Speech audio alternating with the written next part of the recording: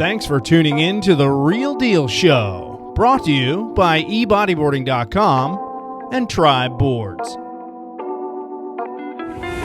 Hey folks, Jay Reale with The Real Deal Show. Once again, I'm doing another interview from, let me cover up the microphone. Sorry about that, folks. Whoa, we got people walking by left and right. And live from a boat in the middle of the Maldives, we are sailing northeast to find some waves, and I have this guy here. He is two-time world champion, Amaury Lavernhe. Welcome, Amri. How are you, buddy? Yes, thanks, Jay. Oh, I'm really good. Day day, and enjoying that cruising on the Maldives Ocean. Well, you definitely earned it. Amri, in case you missed the webcast of the event, you can go to the IBC World Tour website, find links to this event. It's also on YouTube. You can watch every day of the event. This guy crushed it, made two finals, men's and drop knee, and came so close to winning, folks, but you can't win them all. And this guy, but he is a massive winner. Obviously, I said two-time world champion. What years did you win your world titles? That was like 2010 and 2014. Okay, so that tells me that you have been at this for a while. How many years on tour now? It's like 16 years now. That is super impressive. That's amazing to have a career at the top level of a sport for that long. So let's go back. We're going to get to that in a minute, but let me go back in your history a little bit, because you grew up on Reunion Island, is that right? You're right. I born in France and I arrived in Reunion when I was 3 years old. Okay. And I just started a new life there with my mom and my two brothers and sisters. And I discovered bodyboard over there when I was about 6-7 years old. So Reunion Island, for those of you unaware, is in the Indian Ocean. It's east of Madagascar. It's an absolutely beautiful place, kind of like when we used to go there for the GOB tour, I felt like it was a cross between France and Hawaii. Is that an accurate description? It's really close to Hawaii. Like it's really similar, but with the French culture out there. Yeah, so it's a same basic latitude as Hawaii, similar climate, beautiful landscape, and fantastic waves. Where did you use the bodyboard when you lived there? Okay, so I went on the west coast. I discovered bodyboard on a famous beach called Boucan Canot, where most of the guys been surfing, and the bodyboarding used to be really popular. And then growing up, I used to surf a lot Les Aigrettes, which is close to Boucan Canot. And then the evolution just bring me more in the south and the west side, which is Saint-Loup. And when there was the GOB contest, and the Turtle, which is the left next to Saint-Loup, and L'Hermitage, that was the spot we used to surf. So you were a young kid when we used to come there for the GOB events. Yeah, I pretty much started bodyboarding in '95 when there was the first event. So then every year I was like 10, 11 years old when you guys used to come. And I'm pretty sure I've got your autograph. Still got it, because I've got a little book in my house. Oh my God. And I've got my little shirt, which is about that big, with the signature of all the guys from these events. That's amazing. Wow, I loved going there. Saint-Loup was really suited me for riding. It's a beautiful wave. I remember I made it to the semifinals was my best result there, and just love that wave. Now, Reunion was in your life for how long before you moved? I stayed in Reunion for about 25 years. Okay. And I'm in the Canaries now for 10 years. Okay, go back to Reunion for a moment. Did you have some bodyboarding influences? Because there are some famous bodyboarders from Reunion. A lot. When I start bodyboarding, so if we compare to Maldives, I had a conversation with the boys last night. For them, they have their first event here. That's a new start for the Maldives community. But me, when I started in '95 in Reunion, I already had these events coming every year with the pro, and most of my friends was waiting for this event. And when I started bodyboarding in '95, there was already some pro bodyboarders from Reunion, guys like Thomas Richard. Yeah. I used to be on the tour, so that was like such a big influence for me. We had like a national contest. We had bodyboarding has a real structure there, and really motivated me to keep going that way. So, do you know the name Stefan Cisco? Of course, Stefan Cisco, really good bodyboarder, and he is now working in the French Federation of Surfing. doing all the media part, so I'm really in touch with him for many things. That's great. So you're old enough that you have a contact with the past, but you also are as in the middle of being one of the best bodyboarders in the world. You have a contact with the next generation, who are some of the young riders coming out of Reunion now. Yeah, I mean, it's super good to see new riders because, well, this is a long story, but that shark crisis we had for about 12 years now, and this is the main reason why I left Reunion. We saw like a really big gap, like in the evolution of Reunion Island bodyboarding, because the guys could not surf for a long time. So many guys, many friends of mine just changed their mind, go to another sport, or just didn't surf that much. But then now with the new system and all the security system they built in Reunion, so people are able to surf. We are lucky to see some new faces coming, such as Fabian, which is here now on the tour with us. And yeah, bodyboarding and surfing is back to life now in Reunion since about 2 years with no attacks. Yeah, that's amazing. How are they preventing the attacks? Are they doing something? Wow, like you will not believe it. There is two systems. The more recent system of protection in Saint Loup is with jet skis. So they have like a patrol. They call it the water patrol, which is the name. Even in French, they call it water patrol. Yeah. And from 9 in the morning to 3 in the afternoon, they've got like about 3 jet skis going into the channel and then taking care of the people in the water. So you can see now like 40 to 50 people are out at Saint Loup. Wow. And you can see people that just getting away from this water patrol because it's too much people in the water. Oh. So many people are surfing from 6 to 9 and from 3 to 6 to be away from this water patrol. And it's lasting for like 2 years and actually that no attacks. So that's the first security system we've got. And the other one, which is another city, it's pretty crazy. It's like 2 boats going around the spots when the water is clear enough, and people are diving around you with a spear fishing gun in the water around you, looking for sharks underwater. Yeah, like waiting for sharks with like a GoPro on the head, and the GoPro is connected with like a screen on the boat. So there is a guy on the boat seeing all the GoPros underwater and can see if there is a sharks. So that's been costing like almost €1 million, this system. And it used to be considering like a crazy project at the beginning, but actually today with this, like we can see some events coming back. We see kids in the water, we see family growing around surfing. I mean, it's actually working. It's working. So it's very basic to have guys diving underwater looking for potential predator sharks and then spearing them, I guess, or calling the surfers out of the water if they see sharks. That is crazy, and I'm so happy that it's working. But they start with the nets sometimes, but the Reunion Island, they get so much big swell in winter, and they try like maybe 3 different technology of nets, but nothing just under there. Yeah, because the nets probably get smashed apart. Yeah, smashed in winters with the big swells. So you said you moved to the Canaries because of the shark situation. Why did you choose the Canary Islands? Did you know people there? Because that's the other side of Africa. Yeah, I mean, the first time I arrived in the Canaries, it was 2003, when I was studying France for 1 year, and so I was pretty close to Canaries, and I had many French guys who used to go there from the Basque Country. They used to go there every winter, so I knew there was good waves. And when I went there in 2003, I saw the fronton for the first time, and I saw the level of the guys, and I was like, wow. And then in Reunion that year, actually Dave Abad was at my place staying. We used to angle a lot in Reunion. He was staying at my house. And one day we just went surfing in Reunion, and there was this shark attack just in Boucan-Canot, the place where I started bodyboarding. Yeah. And the guy died was Mathieu Schiller. He used to be one of my idols when I was young. And at this stage, he was a good friend of mine. And he just died like, we didn't even find the body. Like, oh my God. Like he was like gnarly. So that day, I just decided if I want to keep going in my passion and my passion with this sport and being a professional bodyboarder, I need to go away. But maybe just a few months. So I just went to Canaries just like a 3-month trip. And then Reunion was getting even worse with more attacks. So I just said, okay, I'm staying there.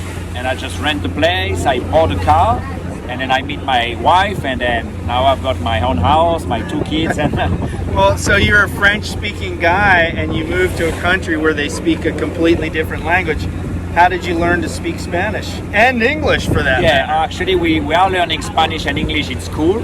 In France, so in Reunion. So I used to have the base of Spanish. Okay. But then I used to be traveling in Chile and Mexico since like 2005 and 6 when I started to be on the world tour. So yeah, I had some base in Spanish, but then living there, and I'm actually now like thinking in Spanish. Really. That's so awesome. How many years now have you lived in the 10 years. Canaries? I've 10 got a years. video, it's going to be released soon, and you guys, when you're going to see that podcast, the video will be already out. That's called Decade, and that's a video like resuming a bit my life in the Canaries for the Okay, last so 10 years. we're gonna find the link and we're gonna put it at the top of the screen. So click that link at the top and it'll take you to this video. Is it gonna be on YouTube? Yeah, it's going to be on YouTube. Okay, so easy enough. We'll get that link for you. So continuing on, so you moved to the Canaries and you met a Canarian girl, Exactly. and you got married. How long were you dating before you married her? We spent like a year and a half together. She already went pregnant before we get married. Okay. Yeah, things are happening actually really fast. I mean, I'm living in the Canaries for 10 years. I met my wife 10 years ago, and I've got like a 9-year-old kid. Yeah. You know, so everything went really fast. Like we had it pretty clear. And yeah, when I went there, I mean, for the 3 months trip, there was a contest in Fronton. First, there was the ISA contest in Buencha, and then just followed by the IBC. It was the APB event at the moment. It was an IBA. Sorry, I know, it's easy to confuse IBA the three event in the Fronton, and my brother-in-law was the one who organized the event. Okay. So my wife was working at the event, like a beach marshal, and she was driving people around. So this is where we meet up and link together. Wow. Okay. So you moved to the Canaries. You got married. You had a kid. But we all know that being a pro bodyboarder isn't going to make you rich. So you started a business, correct? Correct. Tell me about your business. So yeah, I started to create Amaury Academy. I mean, before that, I already like to share some knowledge and follow some kids. I've got that since growing up in Reunion, because when I was young in Reunion, I used to have some guys teaching me, being in a club, like in an association, surfing together. So it's something I've got inside me.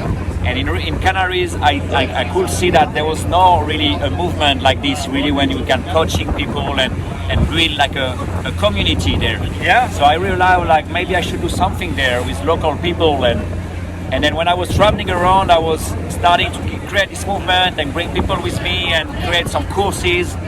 Since I get to Australia, and a friend of mine told me, Amri, you should create your academy. What about Amaury Academy? He's the guy, give me this name, Ty Landa. He's a really famous filmmaker in the Australia. And he's like, you should do something like that. And I'm like, let's do it. And I create Amaury Academy, and since that I'm just building it like since 2015. Did you have to get licenses from the municipalities to have permission to do the academy, and insurance and all that? Yeah, exactly. Like locally in the Canaries, I have to be declared. So I'm like, it's called it like an autonomo. I've got my own business myself. So I can, I've got my license, ISA license, surfing license, and I've got my lifeguard license that I did in France. And with that, I can work in Spain. So you're running the academy. What happens when you're traveling? Do you have other people? No, I don't have other people. I was talking about that with Brian Miduch right now before the podcast, and it's hard to find someone I can trust. Yes, that's the first thing. And really, if I need to have someone working when I'm not there, I need to open a bigger business, declare someone, get more insurance. You know, and so it's a big responsibility. Yes. And at the moment, I prefer doing when I'm there, and people understand that I'm going to work and going to compete. And actually, in the group we've got like a WhatsApp group of my academy. It's such a big deal. My competition. You know, people following me. We make like a really big movement. All the kids following me, send me photos and good vibes. You know, it's cool. I like it like this, and And actually the base of Amaury Academy, it's not really that local business I've got in the Canaries. Amaury Academy, it's like when I'm doing the course overseas, outside of Canaries. That's the base of Amaury Academy, doing courses in, like this year I went in Italia, been in Africa many times, in Senegal, France, Portugal, Spain. I did a lot in Chile. I'm pretty sure I'm going to do some in Maldives next year. I already have plans to do like some academy next year, like some 3 or 4 days academy, coaching people, competition and video analysis. This is what I really like to do. This is the real Amaury Academy concept. I like it. So you have basically a worldwide business that you can take with you anywhere you go. Exactly. And you can charge whatever you need to charge. Depending on what we're going to do, how many people it's going to be. Yes. It's going to be some beginners, some advanced riders. If they want to have some physical trainings, nutrition, speech, or I don't know, I can do many different things. And so we're working together with the people who want to make these events coming up, and we just make some custom courses. Well, let's talk about, you mentioned nutrition. I know you're very much into fitness and nutrition. What is your daily workout and nutrition like? Tell me about that. Yeah, so it's a big word, but the base is doing most like if we are talking with nutrition first, cooking myself. Okay. That's the base. I mean, with my wife, we're just eating maybe 1 time a week outside of our house.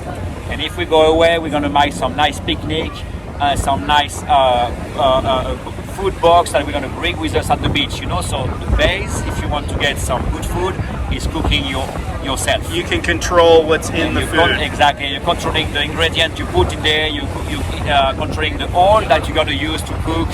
You're going to control the sugar that you're going to add to your food, and the salt, and all these little things that on the long-term plan make a big difference.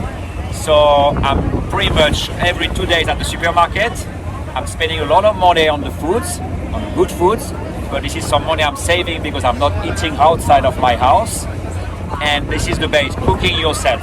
Okay. Really controlling. And when you have kids, you really realize like how it's important, the food that you got to give to your kids, because you really can see physically and mentally the impact of the food that you give to your kids. Yeah. Like to myself, obviously, I know really myself today, and I can feel how good I feel if I eat this kind of food or the other kind of food. But with the kids, you can really feel how they're growing up and the effect of the sugar, for example, of my kids, like the quick effect of sugar and stuff like that. So yeah, you are what you're eating. You are what you eat. So today we are lucky. I mean, living in Europe, we have access to some really good quality food, and we try to get the best of it. And your fitness, what do? You're a very fit guy. So fitness, I used to have a part of my life when I was really on the intense training, like CrossFit and using weight, and which is had a good impact on my physical training, because I went to really high performance with my body. But today I'm more on like try to find consistency. I mean, not about the intensity. It's about to be every day doing something. Yes. I'm not using weight anymore. I mean my body weight, because I really feel that I have my weight. I'm weighing like 75 kilos today, which is the weight I'm feeling good with it. Yep. So I don't want to get more muscle. I mean, in bodyboarding, you really have to find this balance between being strong, but you have to be flexible. You have to get a good cardio. I mean, and it's not an easy balance to find. If you're getting too strong, you know, lost flexibilities and maybe lost cardio. If you are not strong enough, maybe you can get injured. Yes, So I understand that. I'm trying to find like a softer training, but just every day. I've got my own training place in my garage now in my house, and this is where I'm training pretty much every day. Wow. So Depending on the wave condition and on the surfing too. Yeah. Like, I mean, it's hard to say like my daily routine, because it's depending on the wave. If I'm surfing 6 hours, I'm not going to train in the afternoon. I'm going to do a nice stretching. But in the summer, there is less wave, so I'm training more. So are you in the water surfing almost every day? Yeah. Between my personal training and the courses I'm doing, and now I'm doing personal, like private courses now. with one person, so I'm in the water like every day. And what's the spot where you take your students? It's not fronton, right? No, sometimes Really? I bring people in fronton, but because fronton are really different faces. You can surf fronton with like 2 foot high tide, and it's gonna be a dream wave for every bodyboarder with like a sideways coming through, and you just launch and move, landing in the deep channel. And it could be like a nightwear 10 foot low tide. So yeah, I bring people on the reef next to my place, but you have to choose really. It's all about the tides and the size of the swell. And we got a couple beach breaks too where I can bring the kids. Oh, okay. Can you walk to Fronton from where you live? Yeah, I call bicycle, like 10 minutes bicycle, half hour walk, and like 5 minutes drive. Okay. I can see it from my window. Wow, so Fronton King, that event must be very important for you. It's at your own spot. Yeah, this is a really important event for me since I'm living right there, and I don't know, from so many factors, all the local community, bodyboarding community over there, the level of the riders, the wave himself.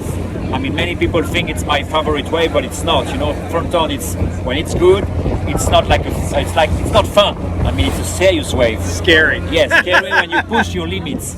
So I like it, obviously, to push my limit, but this is not the way where I have the most fun. So this is always a challenge to surf Fronton. And when it's get about more than 6 foot, it's a real challenge for any bodyboarders on this planet. Wow. So the Fronton Kings, the final event on the IBC tour. Look for Amri out there tearing it up. And am I saying your name correctly? Say it for me. Yeah, also on the English accent it will be Amaury Lavernhe. Amri. In Spanish it will be Amaury Lavernhe. And in French it's like Amaury Lavernhe. Oh my gosh. So say it in whatever language works for you. During the webcast I was saying Amri, and they were calling you Amaury. So we all said it different, but anyway, you get the idea. So let me ask you just 2 more questions. One is, what are your future plans for competitive bodyboarding? You're going to keep doing the tour for a long time? Do you still enjoy it? Yeah, I totally enjoy, and I try to, I don't know, I start this year with a really different mindset. Like, I was thinking only going a couple events, because today I don't have the obligation to do the tour. I mean, with my contract, with my sponsor, Sniper, I do it because I really want to, and because I feel competitive still, and I'm surfing pretty much at my best level technically. So I really want to still pushing there and see how I go. And with this first event in Arica, I felt I was in the game still. So I don't know, I'm going step by step. With the family in the equation now, like in my life and my academy, it's not the same picture, but I totally enjoy it. And with the trip, for example, we are living now in Maldives, and I really enjoy what we are living. And so I will be there hopefully a couple of years more. It's a great until lifestyle. I take your place in the booth. Hey, one bald guy is enough in the booth, buddy. So, Amri, let me ask you this. Who were your bodyboarding influences? So depending, so if we get back to my first year's bodyboarding, the local guys in Reunion, obviously, and on the top guys, I mean, I saw Tamega once in '96 in Reunion. I was 11 years old, but it is something that will stay in my mind forever. And then I'm seeing all the events in Saint Pierre during all these years, like from '96 to like 2000, you know. So guys like Ben Holland. Ben Holland was in my house one day because my mom was working for a newspaper and doing an interview with Ben Holland. So I saw Ben Holland so close when I was young. So guys like that, Andre Botta obviously was like a god for me when I was young. And then in my career, Pierre was one of my main inspiration on a long-term plan, because we've been surfing together for so long, and I see Pierre improving his technique so quickly compared to me with the talents he got and he had. So I mean, Pierre was definitely my main inspiration in my career. And today when I'm seeing guys like Tanner surfing and Tristan, you know, how motivated they are, how fit they are, how healthy they are, you know, it makes me really motivated to keep going. Well, it's interesting. The reason I asked you that is because as I watched you ride in this event, I saw so many similarities to Mike Stewart's style. And to me, Mike you know, in his prime was the best in terms of style from my generation, and I saw a lot of parallels with how you were riding in this event. Yeah, Mike. I mean, Mike is an inspiration for many guys. I didn't say his name, but yeah, I've been seeing Mike surfing for many years. And in Reunion, when he was there every year, he was the guy really to watch. Back in the days in Reunion, we are more the style like the Tamega style. Yes. Back in the days, I mean, I've been More working aggressive. on my style a lot. I mean, in the last few years. Yep. In the middle of my career, my styles changed a lot. And today, if Reale saying that my style looks like my style at some stage, I just can't be proud of it. It's very smooth and fluid, which is reminds me of Mike Stewart. That's why I said that. Very smooth and fluid. I love the way you surf. So Thank you. here's your chance as we finish up to thank your sponsors. Yeah, thanks my sponsor. Sniper Bodyboard. I've been with them for like 17 years. Trusting, we've been working together, and we're still gonna do it. I'm distributing Reflex wetsuit in the Canaries. Okay. So I'm a Reflex distributor. I've got Johnson, which is a French brand of clothes from the Mediterranean part of France. They are supporting me since a couple months now. I'm really stoked on that, since we didn't see too much clothing brands in the bodyboarding industry today. True. And my academy, obviously, Amaury Academy, which is pretty much my main support today to keep going, following my dream. Awesome. Well, Amri, thank you so much. This guy has his stuff together, as you can hear.